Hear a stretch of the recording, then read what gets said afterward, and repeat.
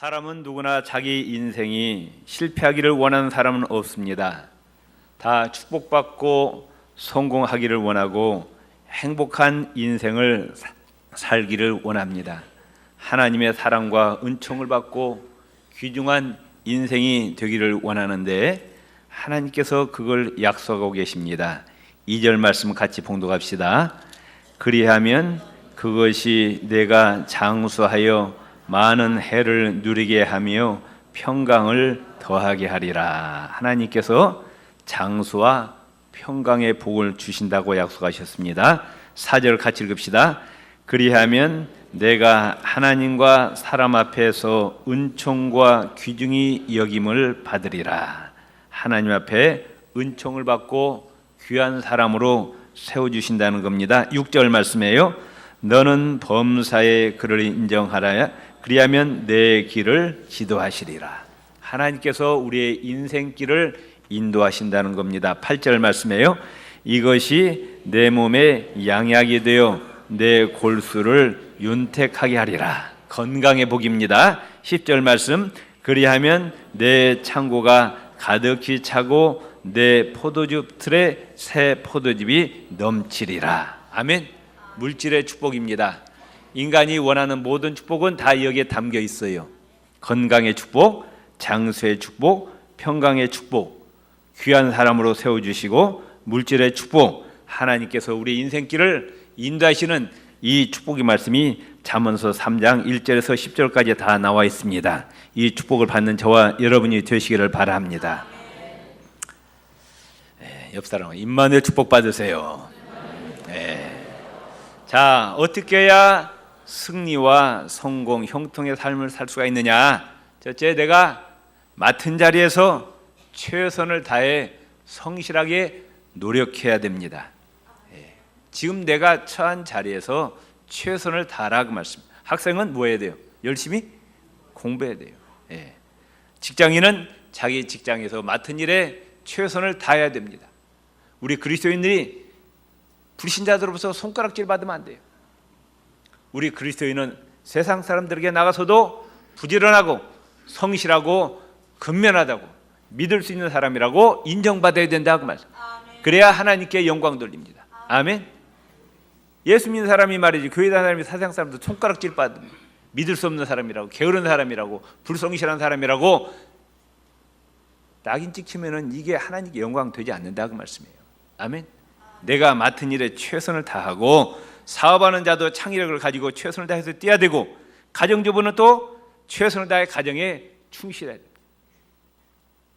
여자분들은 참 바빠요. 왜냐하면 교일도 해야 되고 또 가정일도 해야 됩니다. 자칫하면은 하나님의 일을 한다고 가정일을 엉망으로 하면은 그것도 하나님께 영광 되지 않는다고 말씀입니다. 교일도 열심히 하고 가정일도 열심히 해야 됩니다. 가장도 마찬가지입니다. 가장도 가장의 책임을 다해야 됩니다. 하늘은 스스로 돕는 자를 돕는다 그랬어요. 데살로니가후서 3장 10절에 보면 누구든지 일하기 싫어하거든 먹지도 말게 하라. 일을 하지 않으면 굶어 죽으라 그 말이에요. 일하기 싫어하면 먹지도 말라 그 말이에요. 부지런히 일해야 먹는다고 말씀이죠. 잠언서 6장 6절에 보면 게으른 자여 계미에게 가서 그 하는 것을 보고 지혜를 얻으라 그랬어요. 게으른 자는 부지런한 계미에게 가서 배워라. 부지런함을 배워라 말씀하셨어요. 마태복음 6장 25절 26절에 보면 목숨을 위하여 무엇을 먹을까, 무엇을 마실까, 몸을 위하여 무엇을 입을까 염려하지 말라. 그럼 나오는 말씀이 공중의 새를 보라 말씀하셨어요. 잘 보면은 나뭇가지에 앉아 한가하게 놀고 있는 새를 보는 것이 아니라 공중에 날면서 부지런히 먹이를 찾는 새를 바라보라 그 말씀이에요. 그러니까 무슨 말씀이냐? 부지런히 뛰라는 거예요. 그 대신 뭐 하지 말라? 염려하지 말라요. 열심히 일하면 하나님께서 다 먹을 것을 주신다 그 말씀이에요. 아멘. 옆 사람입니다. 성실합시다. 부지런합시다. 하나님이 40년 동안 광야에서 새벽마다 만나를 내려 주셨어요. 근데 그 만나를 그릇에다 담아가지고 입으로 먹는 것은 누가 해야 돼요? 그건 사람이 해야 돼요. 하나님이 입에다 넣어줘야 돼? 그건 사람이 해야 됩니다. 그러니까 사람이 해야 될 일이 있고 사람이 할 수 없는 것만 하나님이 하시는 거예요. 아멘. 내가 할 수 있는데도 하나님께 맡기는 것은 하나님을 시험하는 거예요. 내 병이 병원 가면 나을 수 있어요. 그런데 어떤 사람은 병원 안 가고 그냥 기도만 하는 분이 있더라고. 그건 잘못된 거예요. 인간이 할 수 있는 건 해야 된다고. 그 할 수 없는 것만 하나님께 맡기라 되는 거예요. 아멘. 아멘 좀 하세요. 네.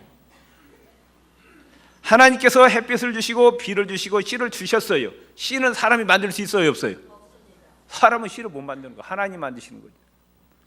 그런데 그 씨를 뿌리고 김을 메고 거름 주고 수확하는 것, 그 다음에 그 수확에서 쌀을 가져다가 밥을 짓는 것은 누가 하는 거예요? 하나님 해주셔야 돼? 밥까지 지어줘야 돼? 그 누가 하는 거예요? 우리가 해야 되는 거예요. 그 귀찮아서 보면 그 사람 어떻게 해야 돼요? 굶어 죽여야죠, 그런 사람은. 들에서 풀이 나게 하시고 양이 풀을 먹고 양털이 나게 하신 분은 하나님이십니다. 그러나 양털을 깎아 양복을 해 입는 것은 누가 해야 돼요? 그건 사람이 해야 되는 거예요. 문제가 생겼어요. 고민거리가 생겼어요. 그런 사람은 어떻게 해야 돼요? 걸어서 하나님 앞에 와야 됩니다. 그리고 부르짖어 기도해야 됩니다. 교회 오기가 귀찮고 기도하기가 귀찮은 사람은 어떻게 해야 돼요? 죽어야지 뭐 어떻게 해요? 그 사람의 몫이에요. 기도하면 문제를 해결해 주신 분은 하나님이셔요. 그러나 사람이 해야 될 일 해야 된다고 말씀해요. 따릅시다. 교회 나와서 하나님께 문제를 아뢰읍시다. 그건 누가 해야 돼요? 내가 해야 돼요. 예수님 당시에 모든 환자가 다 고침받은 게 아니었어요. 나병 환자도 많았고 소경도 많았고 중풍병자도 많았어요. 다 고침받았어요? 어떤 사람은 고침받았어요? 예수님 앞에 나와서 은혜를 베풀어 달라고 기도하고 간구한 사람만 고침받았어요. 그게 귀찮아서 나오지 않은 사람은 고침받지 못했습니다. 옛날에 아주 게으른 사람이 있었대요. 도대체 몸을 움직이려고 하지 않았어요. 밥도 말이죠, 부인이 떠서 입에다 넣어준 것만 먹는 거예요. 근데 이 부인이 먼 장거리 여행을 할 일이 생겼어요. 한 달 동안 집을 비워야 되는데 걱정이 누가? 남편이 걱정인 거예요. 이거 분명히 네 남편 말이지, 이거 밥도 안 먹을 텐데 어떻게 하나 고민하다가 떡가래를 뺐습니다. 그래가지고 몸에다 감아주었어요. 한 달 후에 왔어요. 어떻게 됐게? 굶어 죽었어요. 입만 당근만 먹었어요.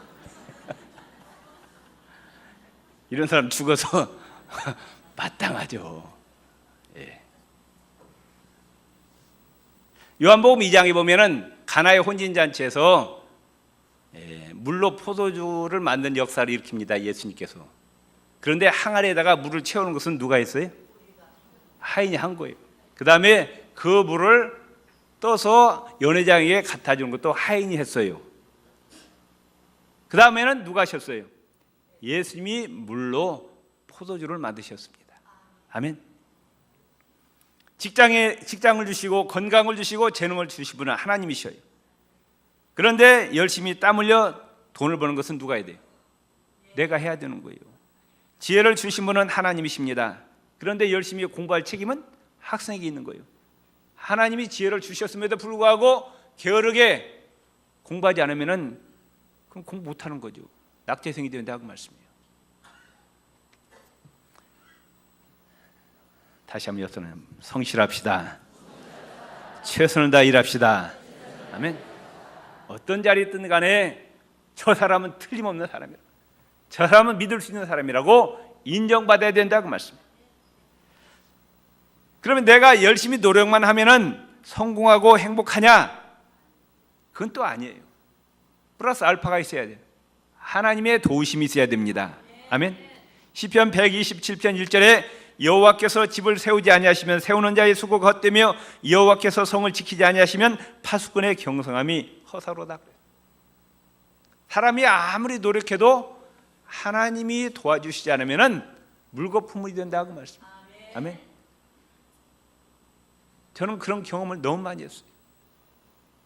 죽으라고 했는데 마지막 가서 다 무너진다.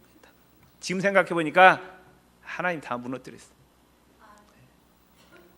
잠언서 16장 9절에 보면은 사람의 마음으로 자기의 길을 계획할지라도 그 걸음을 인도하는 자는 여호와시니라. 아멘. 우리가 1년 후에, 5년 후에, 10년 후에, 20년 후에 계획을 세웁니다. 그런데 그 계획이 이루어지고 안 이루어지기는 누구의 장중에 달려 있어요? 하나님께 달려 있다고 말씀해요. 그렇기 때문에 우리는 누구를 의지해야 됩니까? 하나님을 의지하시기를 바랍니다. 하나님 앞에 겸손해야 됩니다. 5절 7절 말씀 같이 읽읍시다. 너는 마음을 다하여 여호와를 신뢰하고 내 명철을 의지하지 말라. 너는 범사의 그를 인정하라. 그리하면 내 길을 지도하시리라. 스스로 지혜롭게 여기지 말지어다. 아멘. 뭘 의지하지 말라고요? 네 두뇌를 의지하지 말래요. 네 지혜와 네 명철을 의지하지 말고 스스로 지혜롭게 여기지 말지어다. 내가 나를 생각할 때 나는 참 능력이 많은 사람이야. 나는 수완이 좋은 사람이야. 나는 뛰어난 사람이야. 내가 어떤 능력을 있어. 내가 어떤 지도력을 가지고 있어. 그러지 말라는 거예요. 아멘? 아멘. 여러분이 여러분을 생각할 때 잘났다고 생각해요? 아니에요. 그게 바로 교만이라고 말씀이에요. 내가 나를 생각할 때 뭐 지도력이 있고 지혜가 있고 뭐 사람 사귀는 능력이 있고 뭐가 있고 제발 그러지 말라는 거예요. 하나님 앞에 겸손하라는 겁니다. 아멘. 하나님 앞에 잘난 체 하지 말라는 거예요. 누구를 의지하라? 하나님을 의지하라고 말해요. 옆 사람에 나를 의지하지 말고 하나님을 의지합시다. 마음을 다하여 누구를 의지하라? 5절 말씀 여호와를 신뢰하라. 네 명철을 의지하지 말라고 말해요. 6절 말씀 너는 범사에 그런 자는 범사가 뭐예요? 인생의 모든 사에 모든 일에 누구를 인정하라? 하나님을 인정하라고 말해요. 하나님이 함께 해주셔야 내가 성공한다는 걸 믿으라고 말씀해요. 아멘. 그래야 네 인생길을 지도해 주신다고 말씀해요. 아멘. 잠언서 16장 3절에 너의 행사를 여호와께 맡기라. 그리하면 너의 경영하는 것이 이루리라. 아멘. 우리가 입술로 늘 신하시기 바랍니다. 따릅시다. 보혜사 성령님, 저와 우리 가정과 우리 직장과 사업장을 지켜주시고 인도해 주시기 바랍니다. 늘 이렇게 생각날 때마다 기도하세요. 아멘. 메가더 장군이 6.25 전쟁 끝나고 한국을 떠나는 이한 연설에서 이와 같은 말을 했습니다. 한국 국민 여러분, 여러분의 문제는 정치의 문제가 아닙니다. 경제의 문제가 아닙니다. 군사의 문제가 아닙니다. 여러분 앞에 신학적인 문제가 남겼습니다. 하나님 앞에 얼마나 우리가 올바로 서느냐는 거예요. 왜 우리가 하나님의 도움을 받고 하나님을 의지해야 되느냐? 인간의 행복과 성공, 축복은 다 누가 주시는 거예요? 하나님이 주신다고 말씀. 신명기 30장 19절에 보면은 내가 오늘날 천지를 불러서 너희에게 증거를 함노라. 내가 생명과 사망과 복과 저주를 내 앞에 두었은즉 너와 내 자손이 살기 위하여 생명을 택하라. 하나님 우리 앞에 생명과 사망과 복과 저주를 놨으니 선택하라는 거예요. 다시면 누구만을 섬기라? 하나님만을 섬기고 하나님 말씀에 순종하고 그래서 하나님이 예비하신 복을 받아 누리라는 겁니다. 아멘.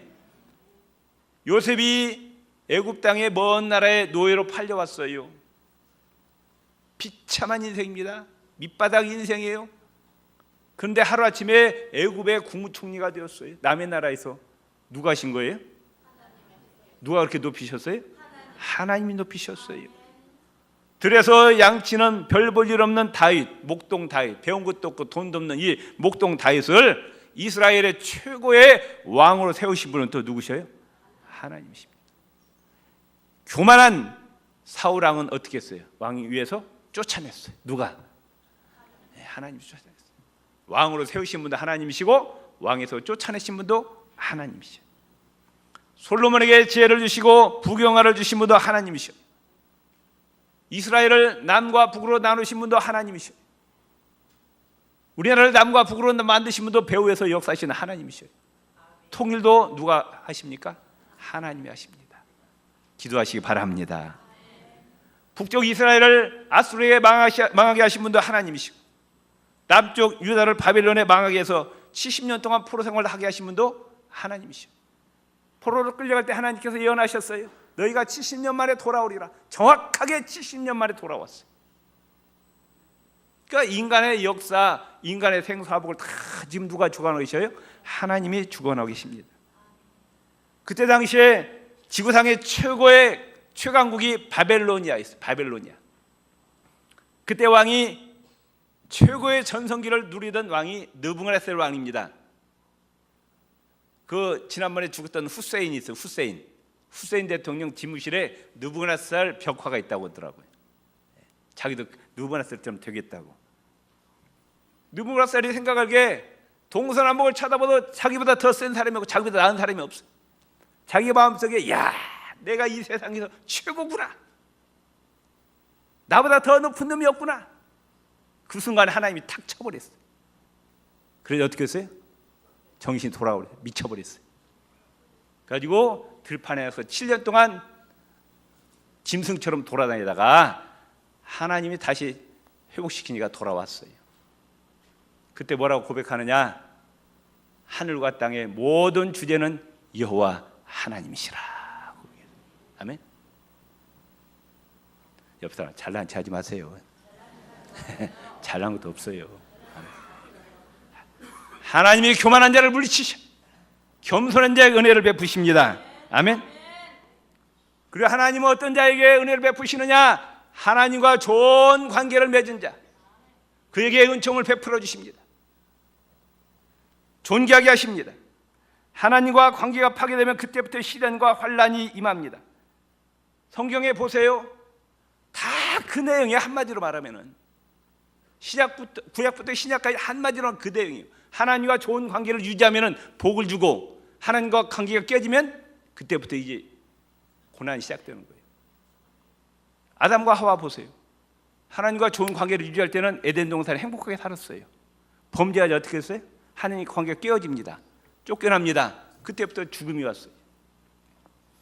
노아 시대 때 하나님과 관계가 깨어지자 홍수로 세상을 다 멸망시켜버렸어요. 이스라엘과 유다 역사를 쭉 보세요. 열왕기상, 열왕기하, 역대상하 읽어보시라고요. 하나님을 잘 섬겨서 하나님과 좋은 관계를 유지하면은 주의 모든 나라를 다 정복시킵니다. 그들로부터 조공을 받습니다. 나라에 돈이 많아요. 태평성대를 이룹니다. 그런데 하나님과 관계가 깨지면은 그 자기 눌렸던 그 대적들이 일어나서 쳐들어오고 배반하고 이런 역사가 일어나고 고난이 시작되는 거예요. 다윗과 골리앗 싸움에서도 마찬가지예요. 하나님과 좋은 관계를 유지했던 다윗을 하나님이 도와주십니다. 기골에 장대한 골리앗을 물리쳤어요. 아멘. 그러니까 우리가 성공적인 인생이 되려면은 내가 부지런히 노력하고 또 누가 도와주셔야 돼요? 하나님이 도와주셔야 된다. 옆 사람은 하나님께 도와주시 바랍니다. 미국에 가면 매사추세츠주에 뉴 샴푸톤이라는 조그만 도시가 있다고 합니다. 3만 5천 명쯤 사는 작은 도시인데 여기는 특산물도 없고 관광 상품도 없는데 오두막집 하나가 유명하다는 거예요.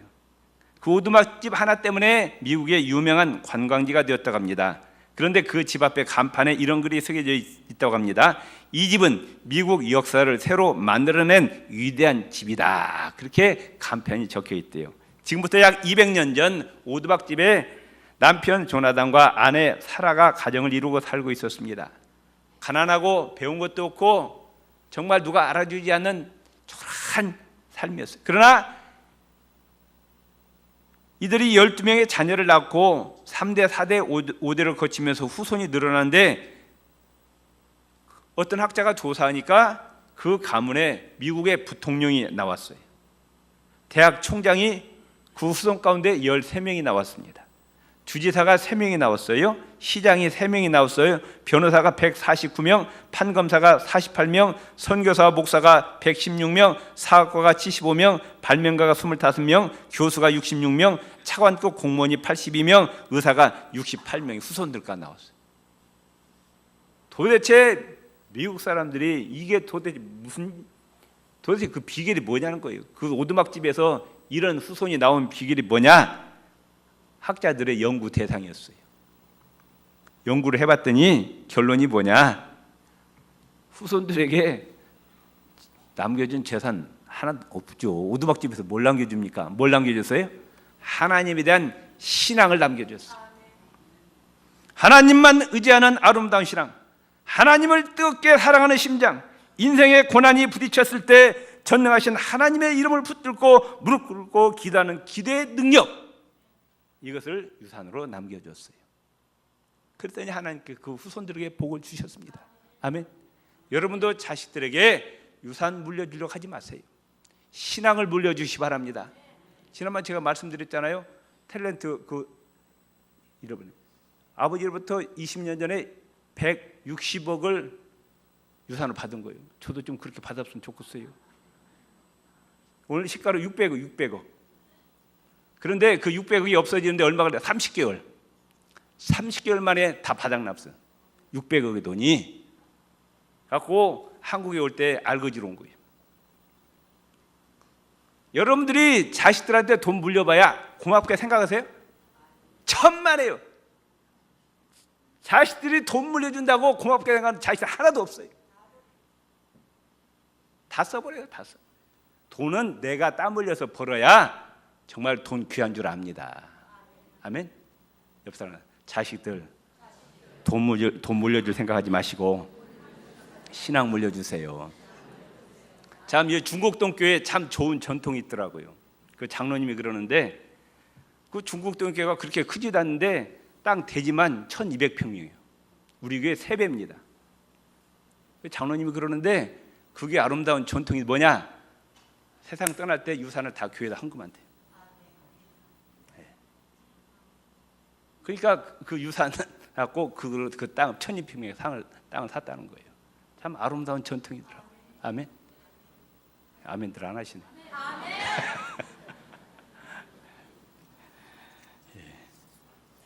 따라합시다. 하나님을 가까이 하면 하나님도 나를 가까이 하신다.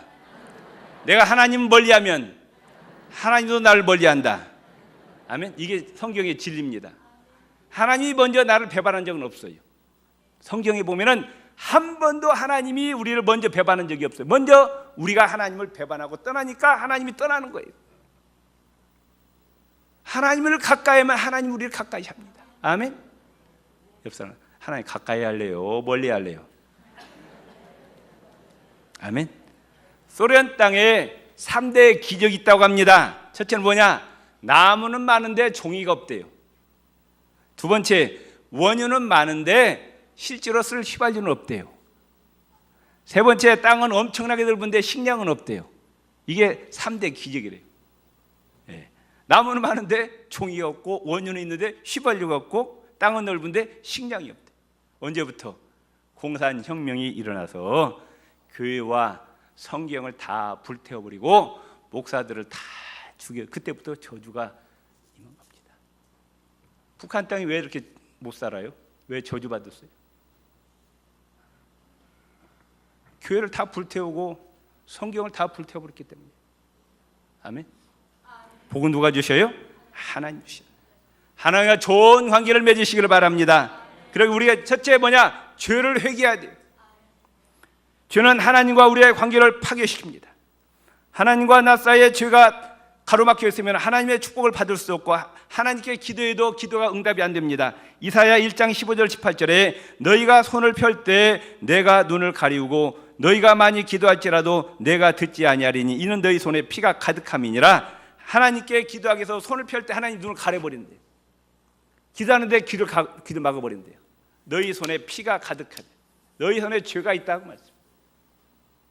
여호와께서 말씀하시되 오라 우리가 서로 변론하자. 너희 죄가 주홍같지라도 눈과 같이 희어질 것이요 진홍같이 붉을지라도 양털같이 되리라. 아멘. 에베소서 2장 14절에 그는 우리의 화평이신지라 둘로 하나를 만드사 중간에 막힌 다음을 하셨어. 사순절을 지나고 있습니다. 예수님이 우리로서 십자가에서 돌아가셨어요. 왜? 중간 하나님과 우리 사이에 막힌 담을 헐어버리기 위해서 하나님께서 돌아가셨습니다. 두 번째, 누구를 온전히 의지해야 되느냐? 하나님만을 온전히 의지하시고 신뢰하시기를 바랍니다. 인간의 힘과 인간의 지혜, 능력, 권력, 돈을 의지하지 말고 하나님을 의지해야 됩니다. 출세하려고 돈보따리 싸들고 누가 힘이 센가, 누가 권력이 센가 이리저리 쫓아다니지 말고 하나님 앞에 나오라고. 하나님을 의지하라는 거예요. 아멘. 우리 앞길을 인도하시는 분 누구셔요? 하나님이시요.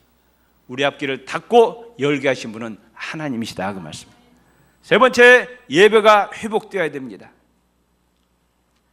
하나님은 우리가 드리는 예배를 통해서 영광 받으셔요. 예배를 통해서 복을 내려주신다 그 말씀. 성경에 보면은 예배가 회복돼야 돼요. 야곱이 하란 땅에 있다가 세겜 왔어요.